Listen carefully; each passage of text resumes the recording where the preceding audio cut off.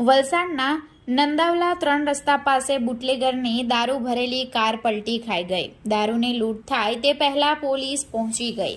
11 જાન્યુઆરી શનિવારના રોજ સવારે 11:15 કલાકના અરસામાં બનેલી ઘટનાની મળતી માહિતી મુજબ વલસાડના નંદાવલા 3 રસ્તા પાસે એક નવી કાર કિયા સેલ્ટોઝમાં દારૂ ભરીને પસાર થઈ રહેલા બુટલેગરથી રસ્તાના વળાંક પાસે કાર પલટી ખાઈ ગઈ હતી અને જીબીના થાંભલા સાથે અથડાઈ હતી અને સ્થળ પર પ્રત્યક્ષદર્શીના જણાવ્યા મુજબ કારમાંથી 2 વ્યક્તિઓ ઉતરીને ભાગી છૂટ્યા હતા અને કારમાં ભરેલા દારૂની લોકો લૂંટ ચલાવે તે પહેલા પોલીસ ઘટના સ્થળે પહોંચી ગઈ હતી અને દારૂ ભરેલી કારને કબજે કરી હતી।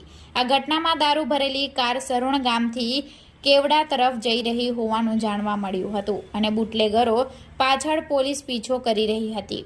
હાલ તો દારૂ ભરેલી કારને ક્રેનની મદદથી બહાર કાઢી વલસાડ રૂરલ પોલીસ મથકે લઈ જવામાં આવી છે અને આ દારૂ કોણે કોના માટે કોની પાસેથી મંગાવ્યો તે દિશામાં તપાસ શરૂ કરવામાં આવી છે।